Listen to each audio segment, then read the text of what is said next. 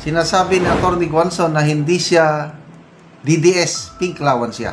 Kailang may natuklasan niya sa pakikipag-usap niya sa mga tao kung gaano kamahal ng mga tao, mga ordinaryong tao, si Tatay Digong. Aminado ang kontrobersyal na dating COMELEC Commissioner na si Atty. Rowena Guanzon na isa siya sa mga hindi sang-ayon noon sa war on drugs ni dating Pangulong Duterte. Subalit, nabago ang kanyang pananaw nang dahil sa kanyang pakipagsalamuha sa mga ordinaryong Pilipino na may karanasan sa pagkakaroon na may miyembro sa pamilya na lulong sa pinagbabawal na gamot. Ayon pa nga sa kanya, hindi ako pabor sa ilang bahagi ng war on drugs mo, FPRRD, at alam ng lahat yon. Pero nung subukan kong mag-ikot sa ibaba, kausap ang mga ordinaryong tao, ramdam nila ang kaibahan, lalo na ang kapanatagan na mamuhay ng maayos nung panahon mo dahil sabi nila, bumalik na naman ang mga kriminal na walang kinakatakutan, nag-aabutan na naman ng droga kahit tanghaling tapat ngayon. Bigyan natin ng reaction opinion itong napakagandang mensahe ni Atty. Guanzon kay Tatay Digong. Damandama ko ang kanyang sinseridad sa pinahayag niya ang kanyang suporta. Sinasabi ni Atty. Guanzon na hindi siya DDS, pink allowance siya. Kailang may natuklasan ni Atty. Guanzon sa mga tao. Natuklasan niya sa pakikipag-usap niya sa mga tao kung gaano kamahal ng mga tao, mga ordinaryong tao, si Tatay Digong natin. Kaya ngayon, itong nangyayari kay Tatay Digong na ayaw payagan ng ICC na makalabas, lalong tumindi ang suporta ni Atty. Guanzon kay Tatay Digong. Ito, basahin ko, nakakabagbag damdamin na post ni Atty. Guanzon. Sabi niya, hindi ako pabor sa ilang bahagi ng war on pulburon mo. He is talking direct to Tatay Digong sa post niya na ito. At alam ng lahat yun. Pero, nung subukan kong mag-ikot sa ibaba, ng mga nasa laylayan, mga ordinaryong tao, kausap ang mga ordinaryong tao, ramdam nila ang kaibahan, lalo na ang kapanatagan na mamuhay ng maayos nung panahon mo. Dahil sabi nila, bumalik na naman ang mga kriminal na walang kinatatakutan. Nag-aabutan na naman ng pulburon kahit tanghaling tapat ngayon.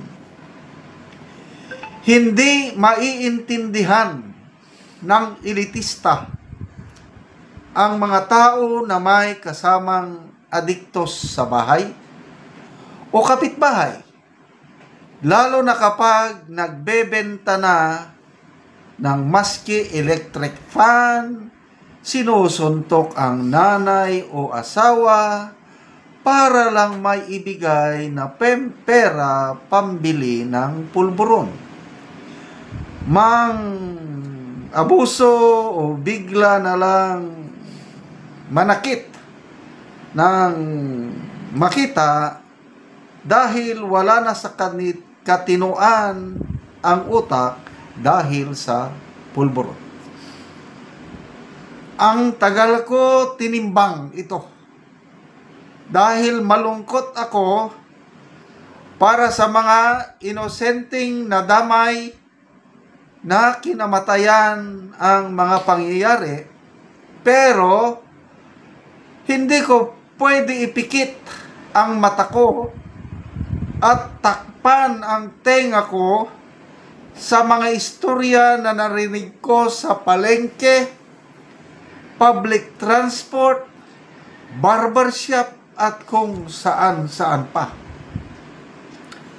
Ang sa akin lang, dito ka sana nakakulong sa atin dahil sabi nga ni BBM sa mga fugitive abroad na working naman ang legal system natin.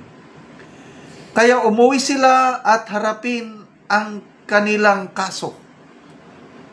Nakita ng administrasyon na ito na malaking tinik nila si Digong dahil tinatamaan sila tuwing binabanatan niya ang kalabisan ng gobyerno.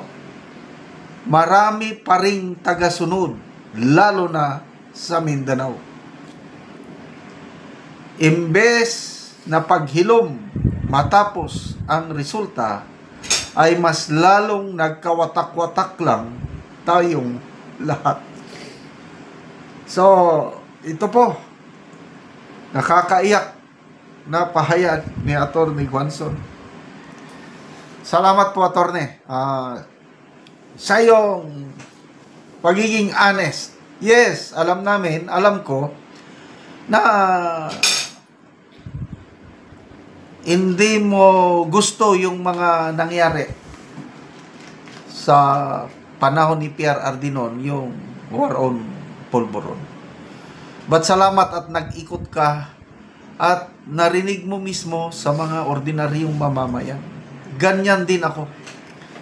Narinig ko mismo, ang mga tao mismo, mga ordinaryong tao ang nagsasabi kung gaano kapanatag ang loob nila nung panahon ni Tatay Digong. Dahil nga may kinakatakutan ang mga adiktos. Ngayon wala na. Bumalik na naman ng dati. Kaya, masakit din para sa akin itong nangyari kay Tatay Digong. Lalo na ngayon hindi siya pauwiin. To me, siya ang pinaka-the best na presidente. Ginawa niya lang yung dapat niyang gawin para pagsilbihan ang mamamayang Pilipino. Ngayon, siya pa ang nagdurusa. But anyway, yan nga, lalo tayong nagkawatak-watak, sabi ng Atty. Guanzon, and I believe. But I believe may purpose ang Panginoon sa lahat ng ito. Kaya tayo pong mga nagmamahal kay Tatay Digong, huwag po tayong mawala ng pag-asa. Kapit-bisig tayo, pagdasal po natin ang ating Tatay Digong. Ito na, answered prayers na rin natin ito, yung biglaang pag-aksyon ng Korte Suprema sa petition or writ of habeas corpus. Petition ito para ang Korte mag-decide kung pabor na desisyon. Orderan ng Korte Suprema ang gobyernong ito para i-produce, pauwiin o living body ng ating Tatay Digong sa Pilipinas. To me, that's an answered prayer.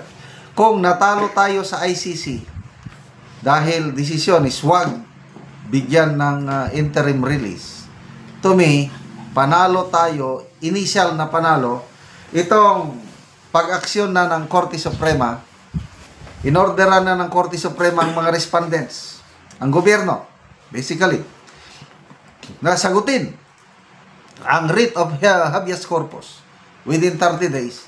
And I hope sa dasal, walang imposible. Sana ang desisyon ng Korte Suprema is pabor sa atin na mag-order ang Korte Suprema na pabalikin, i-produce ang living body ng ating Tatay Digong. So may pag-asa pa po tayo.